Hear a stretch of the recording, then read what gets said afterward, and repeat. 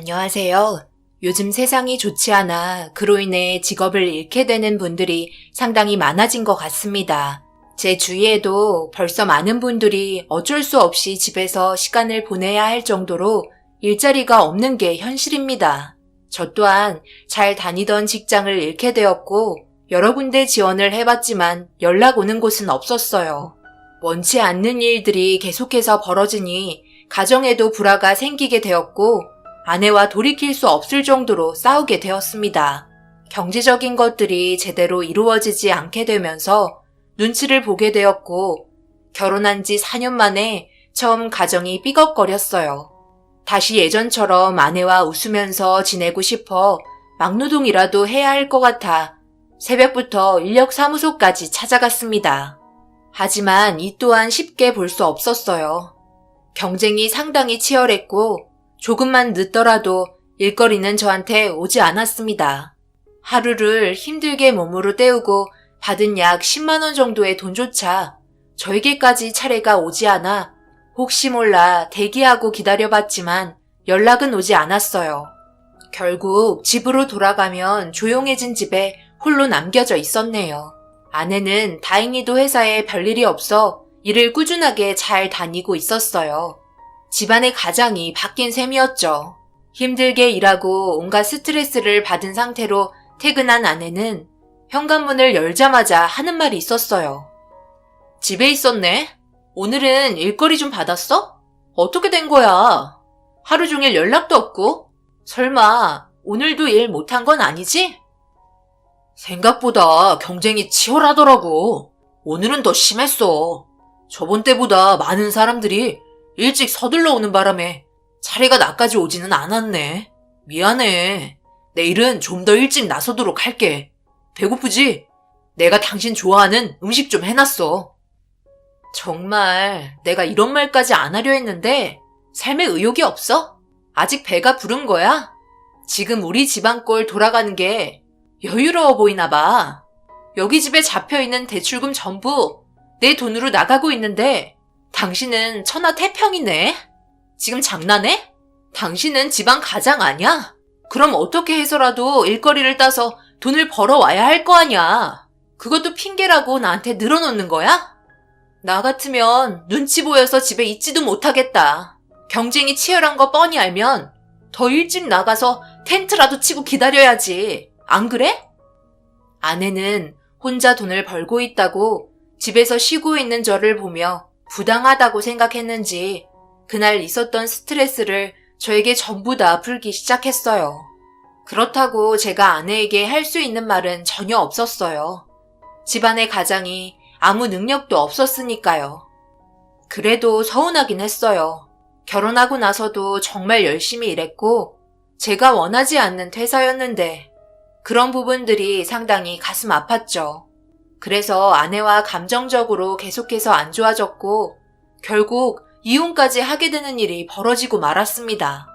조만간 좋아질 거라며 이혼만큼은 안 된다고 애원했지만 아내는 혼자서 모든 짐을 짊어지기 싫다며 대출금 또한 혼자 갚아 나가는 게 부담스러웠는지 저와의 인연을 마무리 지으려 온갖 막말을 퍼붓더군요. 저를 사랑해서 결혼했던 여자가 맞는지 의문이 들 정도로 변해버렸어요. 좋게 얘기할 때 그냥 이혼하면 되지. 추잡스럽게 이런 식으로 나와야 되겠어? 가뜩이나 없어 보이는 거 아예 바닥까지 찍으려고? 뭘 그렇게 애원해? 능력도 없는 남자와 한평생 어떻게 살아?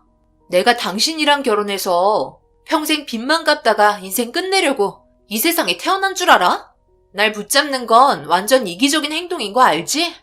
당신 길거리에 나 앉을까봐 그게 걱정돼서 지금 나 잡으려고 하는 거잖아. 양가 부모님한테 쪽팔리니? 더 이상 말 들어주고 싶지 않으니까 도장 찍어. 정말 너무한 거 아니야? 사람은 누구나 다 어려운 일이 찾아오기도 하는 거야. 얼마나 지혜롭게 헤쳐나가냐, 그게 중요한 거지. 당신은 나랑 함께 살아온 세월 아무렇지도 않은 거야? 아직도 나를 몰라? 4년 동안 명절 때 빼고 단 하루도 쉬지 않았어. 빨리 대출빚 갚고 당신이랑 여유롭게 살고 싶어서. 그런데 내 마음은 몰라주고 지금 당장 힘든 일들만 생각하면 그게 맞는 거야? 이력서 정말 많이 넣었으니까 조만간 연락 올 거야. 그러니까 너무 극단적으로 생각하지 마. 시간을 두고 마음의 여유를 가졌으면 좋겠어. 우리 이혼만큼은 하지 말자.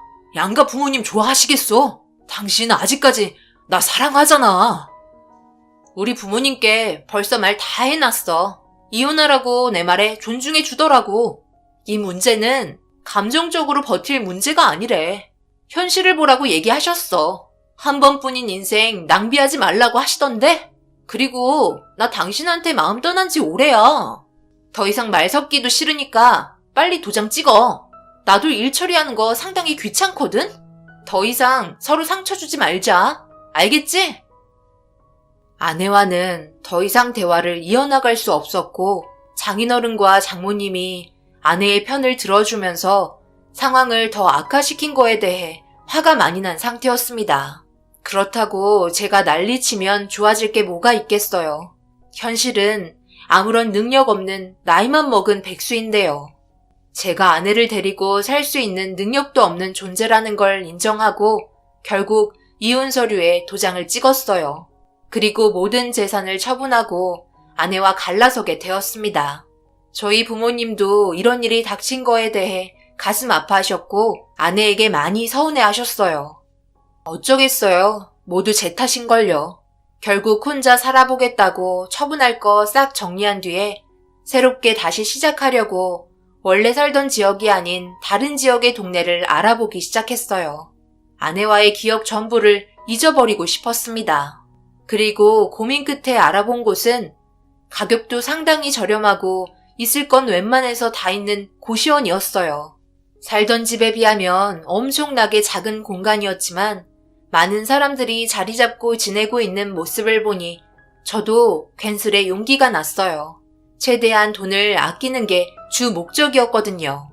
그렇게 집주인에게 비용을 지불하고 짐을 풀었습니다. 2달이 뻗을 정도의 작은 공간이었지만 살만했어요. 불편한 게 있다면 아무래도 화장실과 세탁실이었어요. 공용으로 쓰다 보니 기다리는 일이 다반사였습니다. 세탁기는 아주 늦은 시간 사용도 할 수 없어서 불편할 때가 많았어요. 그래도 제일 마음에 위안이 되었던 건 식사는 걱정하지 않아도 될 정도로 준비가 잘 되었습니다.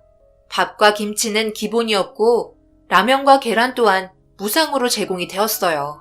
끼니는 확실하게 해결할 수 있었기 때문에 돈을 절약하기에는 너무나 좋은 곳이었습니다.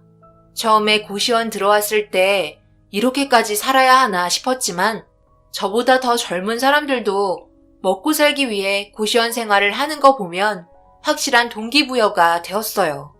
그렇게 저도 새로운 지역에서 새로운 공간을 받아들이고 살아가다 보니 자연스럽게 이쪽 생활에 물이 들었고 같은 공간에서 지내는 몇몇 분들과 친해질 수 있는 기회도 있었습니다. 비슷한 나이대에서 여러 가지 정보도 얻을 수 있어서 만족하며 제 삶을 다시 일으켜 세우기 위해 열심히 살았어요. 새벽만 되면 남들보다 일찍 일어나 현장으로 출근 도장 찍었죠. 결혼을 하고 일을 구할 때는 눈치가 너무 보여 힘들었지만 이혼을 하고 새로 시작된 삶에 있어서 그런 것들 신경 안 써도 되니 너무 편하고 좋았습니다. 그렇게 한 달쯤 지났을 시점에 식당에서 라면 하나를 끓이고 있는데 저를 빤히 바라보고 있는 시선이 느껴져 뒤를 돌아보니 집주인분께서 이상한 눈빛으로 바라보고 있었어요. 어색한 웃음으로 인사를 건넸는데도 무표정한 얼굴로 저를 계속 바라봤고 그 시선이 불편하게 느껴져 일부러 회피하기 시작했습니다. 한참 동안 제 얼굴을 바라보고는 어디론가 사라지셨고 별의별 생각이 다 들더라고요. 라면을 2개 끓여서 그런 건지 아니면 계란을 3개 넣어서 그런 건지 밥을 많이 퍼서 그런 건지 눈치가 보이니 이상한 생각이 계속해서 들었고 찝찝했습니다. 하지만 저도 정당하게 돈을 내고 고시원 시설을 이용하는 거기 때문에 당당하게 저녁 식사했습니다. 집주인과 한 달을 넘게 지내면서 얼굴 마주친 건 손가락에 꼽힐 정도로 적었고 인사한 적은 더 적었어요. 저보다 한 10살 정도는 많아 보였어요. 그런데 저를 빤히 바라봤을 때 그때의 눈빛은 뭔가 슬퍼 보였고 무언가를 말하고 싶은 것 같았습니다. 하지만 그건 제 생각일 뿐 괜한 오해를 살 수가 있어서 오지랖인 것 같아 그냥 넘어갔어요. 확실하지 않은 건 건드리지 않는 게 최선의 선택이니까요. 꽤 오랜 기간 고시원에서 살아가는 동안 면접도 여러 군데 보았고 때마침 괜찮은 곳에서 연락이 왔습니다. 그렇게 일자리를 겨우 구하게 되면서 고시원과의 생활도 정리를 해야 할 때가 오게 되었어요. 집주인이 항상 저녁 늦게 들어오는 걸 알기 때문에 그 시간까지 짐을 하나둘 정리하기 시작했어요. 일하는 곳에 기숙사가 있었거든요. 그런데 밖에서 인사하는 소리가 들리길래 문을 열고 고개를 내밀어 보니 집주인이 도착했더라고요.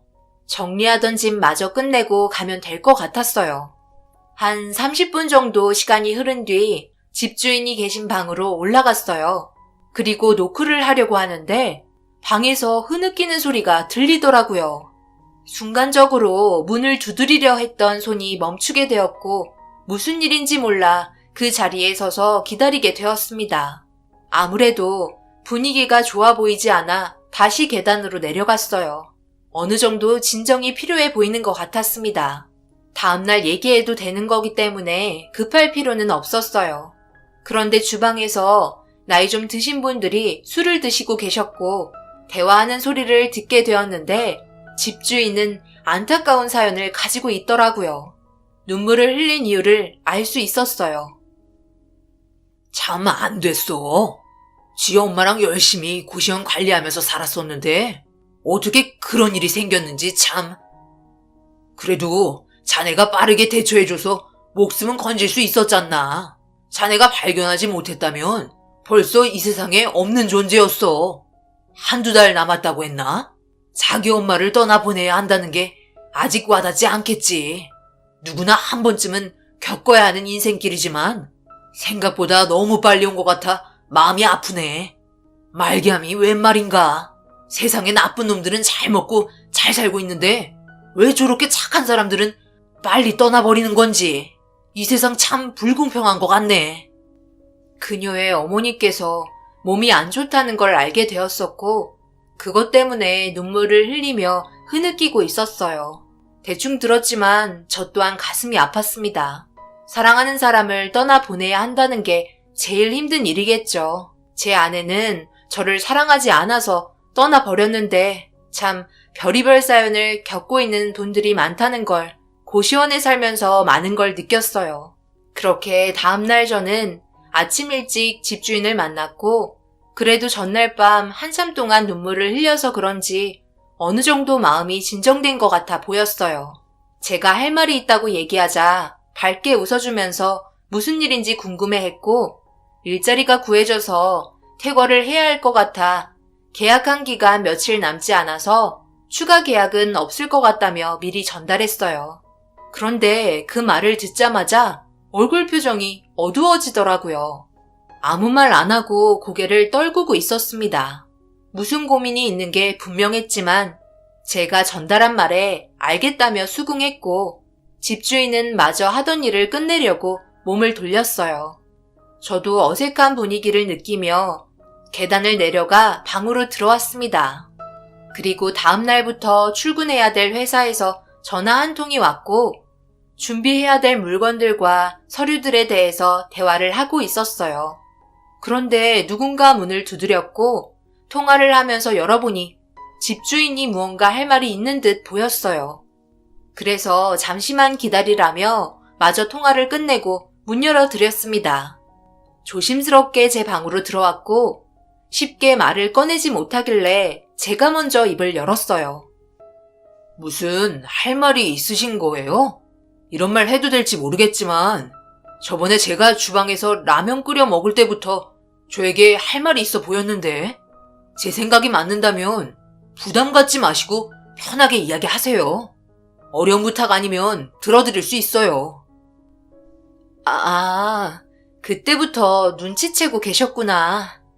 여기 고시원에서 생활하시는 분들 대부분이 나이가 많은 분들이라서 저에게는 젊은 분이 필요하거든요. 제가 사정이 좀 있어서 어느 정도의 기간 동안만 저를 도와주시면 될 것 같은데 그에 따른 사례는 충분히 해드릴게요. 원치 않으신다면 어쩔 수 없지만 그래도 저에게는 꼭 도움이 필요하거든요. 더군다나 어느 정도 서로 알고 있어야 하는데 제가 병원이랑 고시원만 왔다 갔다 하고 있으니 비슷한 나이대 알고 있는 분이라곤 지금 저희 고시원에서 생활하고 계신 그쪽밖에 없네요. 제가 드릴 부탁은 몇 달만, 진짜 딱 몇 달이면 되니까 우리 엄마한테 결혼할 사람이라고 소개해드리면 안 될까요? 이제 얼마 안 남았는데 매일 하시는 소리가 결혼할 남자가 있어야 엄마가 편히 눈 감을 수 있다고 하셨거든요. 이런 부탁드려서 많이 당황하셨겠지만 저도 워낙 급한 입장이라 어렵게 말을 꺼냈어요. 네? 그러니까 제가 결혼할 남자로 병원에 인사드리러 가야 한다는 거예요? 생각지도 못한 부탁이라 당황스럽긴 하네요. 그런데 그런 건 그쪽 어머님께서도 눈치채실 것 같은데. 그리고 제가 이번에 어렵게 취직이 돼서 다음 달부터 일을 해야 하거든요.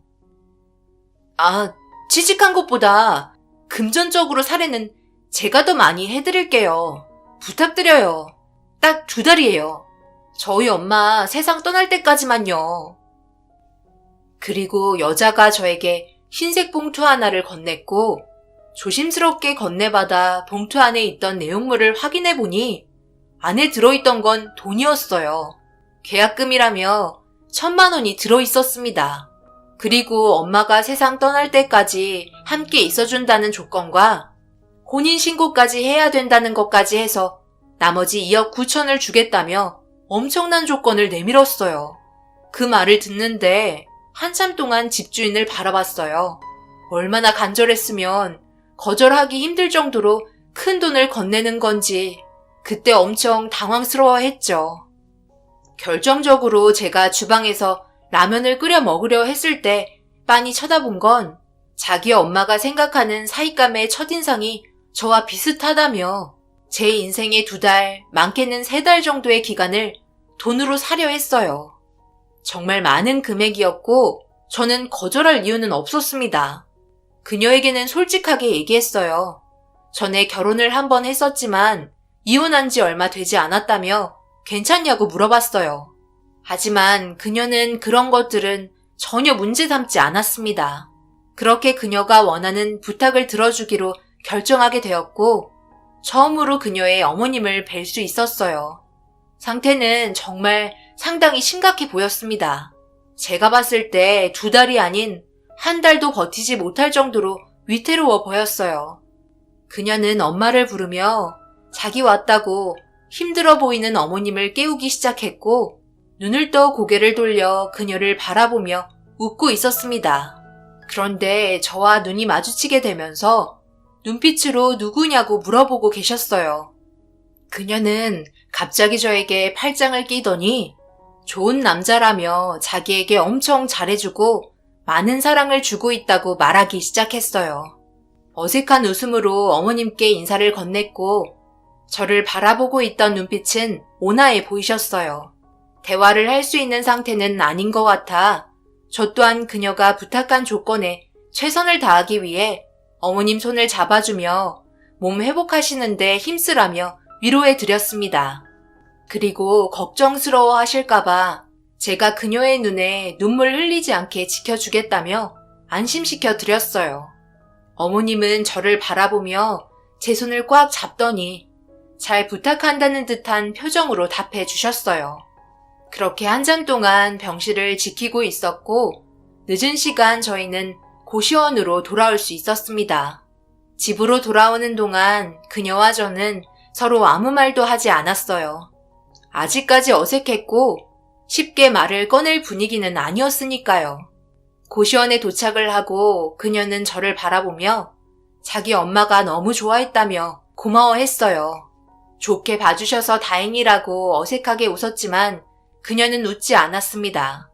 순간 뚝 끊기는 정적과 함께 각자의 방으로 들어갔고 이런저런 많은 생각들이 들더라고요. 사랑하는 사람을 위해서 뭐든지 하려는 그런 모습을 보니 저도 나중에 비슷한 상황이 생기면 그렇게 할 수 있을지 의문이 들었어요. 그날 하루가 고됐는지 금세 잠이 들었고 저는 그녀와 함께 거의 매일을 어머님이 계신 병원을 찾았습니다. 그런데 그런 반복된 일상을 가지다 보니 저에게 한 가지 문제가 생기기 시작했어요. 순간순간 착각하기 시작했죠. 그 이유는 그녀가 부탁한 혼인신고를 하고 난 이후부터 저도 모르게 좀 더 적극적으로 어머님에게 다가간 것 같아요. 제가 진짜 사이가 된 것 같은 느낌이 들었죠. 혼인신고만 했는데 그 뒤를 따르는 책임감은 다르게 느껴졌습니다. 어차피 해야 하는 거 최선을 다해 2달의 기간 동안 사이로서 최선을 다했고 어머님은 저와 그녀의 사이를 계속 지켜보고 싶으셨는지 2달이 지나고 3달쯤 되었을 때 눈물을 흘리며 제 손을 꽉 잡고 세상을 떠나셨습니다. 그런데 그 3달이라는 기간이 정말 짧은 시간인데 벌써 정이 들어버린 건지 어머님이 떠나실 때 감정이 수그러들지 않아 많은 눈물을 흘렸어요. 그녀 또한 오열하며 정신적으로 힘들어하고 있었죠. 그렇게 장례식까지 모두 끝이 나고 그녀와 저와의 계약은 종결이 되었습니다. 고시원에 도착해 각자의 방으로 들어가려 하는데 나머지 잔금을 주겠다며 정리되는 대로 올라오라는 말에 고개를 끄덕였고 옷을 갈아입고 그녀의 방 문을 두드렸습니다. 그녀는 계속해서 눈물을 흘렸는지 눈시울이 붉어져 보였어요. 그렇게 방으로 들어가 소파에 앉아 이리저리 고개를 돌리며 집 구경을 하고 있었습니다. 아, 죄송해요. 요즘 너무 힘들어서 집 정리를 제대로 하지 못했어요. 많이 지저분하죠? 이제 할 일도 다 끝이 났으니 다시 새롭게 시작하는 마음으로 고시원도 정리하려고요. 저도 저만의 시간이 좀 필요한 것 같아요. 그리고 이거 나머지 잔금이에요. 그동안 정말 고생 많으셨어요. 밤낮 안 가리고 저희 엄마 간호해 주셔서 많은 도움이 된 것 같아요. 전혀 돈 아깝다고 생각해 본 적 없고 정말 사이처럼 저희 엄마 대해주셔서 감동받았었어요. 함께 했던 기억 절대 잊지 못할 거예요. 감사했습니다. 그녀의 목소리에서 많은 떨림이 느껴졌어요. 아무래도 어머님을 떠나보낸 시간이 얼마 되지 않아 감정이 조절되지 않는 것 같았어요. 그런 모습을 지켜보고 있으니 참 안타까웠습니다. 그리고 위로해주고 싶었어요. 저희는 각자 원하는 걸 얻기 위해 선택한 길이었지만 법적으로는 부부였습니다. 그래서 저도 모르게 그녀의 어깨를 쓰다듬어 줬고 하염없이 눈물을 흘리게 해줬습니다. 그녀는 저에게 그날만큼은 혼자 있는 게 너무 힘들다며 하룻밤만 함께 해달라고 요청했고 그 말을 저도 거절하지 않았어요. 그렇게 그녀와 함께 밤을 보냈습니다. 저도 어머님을 떠나보내고 기분이 좋지 않았거든요. 어색한 분위기였지만 함께 있는 게 서로에게 위로가 되었고 그녀는 어색한 분위기를 깨고자 차 한 잔 건넸습니다. 그런데 조용한 분위기 속에 그녀가 뭔가 답답한지 몸을 계속 비틀기 시작했어요. 식은땀을 흘리며 배를 움켜쥐고 있더라고요. 그리고 식탁에 놓여있던 알약을 급하게 삼켰고 방으로 들어갔습니다. 힘들어하는 목소리가 거실에까지 들리길래 걱정되는 마음에 노크를 했어요. 그런데 아무런 대답이 없길래 뭔가 이상이 생긴 것 같아 문을 활짝 열었고 그녀는 정신을 잃은 상태였습니다. 배를 움켜쥔 상태로 정신을 잃어서 몸을 똑바로 눕혔어요. 그런데 제 손에 무언가 만져졌고 다시 손을 배에 대보자 툭 튀어나온 이상한 게 있길래 눈 딱 감고 셔츠를 풀어 젖혔는데 그 순간 옆구리 왼쪽에 혹 같은 게 튀어나와 있었습니다. 상당히 컸었고 문제가 있다는 걸 확실하게 알 수 있었어요. 저는 그녀를 급하게 끌어안아 병원으로 향했어요. 제발 무사하기만 바랬습니다.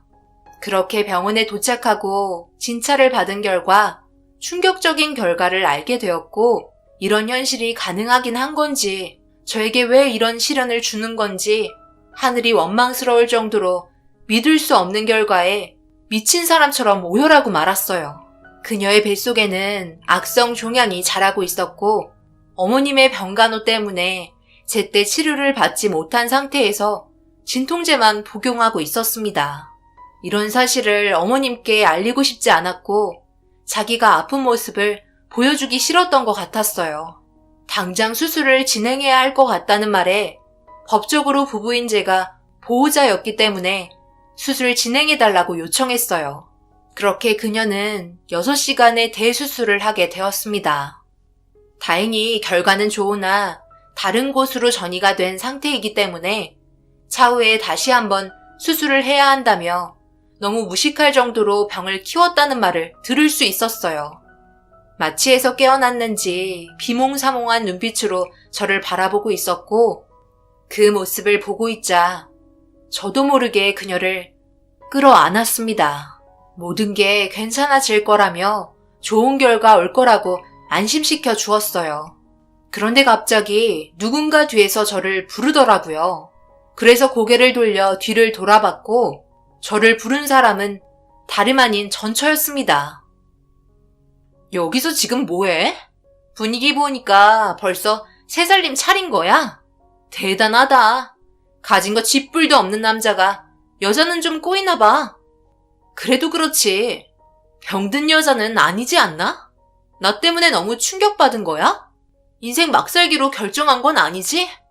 돈 많은 여자를 좀 꼬시던가. 병수발하는데 전 재산 또 다 털리겠네. 인생 참 불쌍하다. 내가 이혼하길 정말 잘했지. 말 좀 가려서 하지 그래. 그리고 이제 남남인데 왜 아는 척하는 거야? 신경 끄고 갈 길 가지 그래. 네가 본 것처럼 우리는 법적으로 부부이고 나는 지금 너랑 함께 살았을 때와 다르게 아주 행복하게 살고 있어. 네가 우리 부부 인생 함부로 말하는 건 선을 넘었다고 생각하는데 그래서 너는 지금 행복하냐? 말투 보니까 인생 참 막막해 보인다. 내가 사랑하는 아내가 지금 아프니까 심기 건들지 말고 당장 나가라. 2번 말하게 하지 마. 참는 것도 한계가 있으니까. 전처는 아마 제가 화내는 모습을 처음 봤을 거예요. 전처와 결혼 생활하면서 막말을 한 적은 없었거든요. 상황의 심각성을 모르고 생각 없이 막 뱉는 말에 저도 모르게 화가 치밀어 올랐습니다. 무서운 눈빛으로 전처를 바라보니 당황했는지 병실에서 나갔고 힘겹게 누워있는 그녀를 향해 제가 가진 마음이 진심이라는 걸 손을 꼭 잡으면서 알려줬어요. 서로 아무 말 하지 않았지만 느낌으로 알 수 있었습니다. 그리고 전처는 알고 보니 장모님이랑 장인어른이 교통사고로 꽤나 큰 수술을 받아 금전적으로 많은 돈을 쓴 것 같았어요. 2분 다 회복하기는 힘들 것 같다는 말을 듣게 되었습니다. 같은 병원에 있는 것도 기분이 나빴지만 오다 가다 마주치면서 제가 전처보다 그녀에게 쏟고 있던 애정이 더 컸기 때문에 질투의 눈빛으로 바라보고 있었어요. 저는 그녀에게 받은 3억을 치료비에 쓰면서 고시원도 대신 관리해주며 최대한 몸이 빠르게 회복되길 도와주었습니다. 돈이야 또 벌면 되고 이런 식으로 받았던 3억은 제 것이 아니라 그녀에게 쓰이기 위한 돈이라는 걸 알 수 있었어요. 그렇게 몸 관리에 많은 신경을 쓰면서 몇 차례 수술이 끝이 나고 그녀는 몸에 남아있던 종양을 전부 제거할 수 있었어요. 더 이상 발견하지 못했다고 했지만 1년에 한 번씩 꾸준하게 검사를 받아야 하는 입장이었습니다. 그녀는 저에게 너무 고마웠는지 갑자기 꽉 껴안아 주었고 저도 그녀를 거부할 수 없었습니다. 처음 시작된 인연은 이게 아니었지만 살아가면서 느끼게 된 서로에 대한 감정이 진심이었다는 걸 알게 되면서 자연스럽게 받아들였던 것 같아요. 이런 식으로 인연이 만들어질 거라고 전혀 생각하지 못했는데 그녀에게 처음으로 사랑한다는 말을 꺼내게 되었습니다. 그렇게 저희는 법적으로 껍데기만 부부가 아닌 서로 진심으로 사랑하는 부부가 되었어요. 어머님께서 저와 아내의 손을 잡아줬을 때 저희를 진지하게 만날 수 있도록 이어준 것 같았어요. 사람 일은 정말 한 치 앞도 모르는 것 같습니다. 앞으로 제 아내와 행복하게 잘 살았으면 좋겠어요. 아프지 않고 제가 옆에서 지켜주며 최고의 남편이 되기 위해 열심히 살아갈 겁니다. 저희 부모님께도 그동안 있었던 일에 대해 전부 말씀드렸고 저희를 진심으로 축복해 주셨어요. 여러분들께서 저희 부부를 어떻게 생각하실지 모르겠지만 좋게 봐주신 분들이 계시다면 12월 마지막 날 새해에는 좋은 일만 가득할 수 있도록 위로와 좋은 말씀 많이 해주셨으면 좋겠어요. 여러분들께서도 오늘 하루 마무리 잘 하시고 새해에는 하시는 일 뭐든지 잘 해결되셨으면 좋겠습니다. 감사합니다.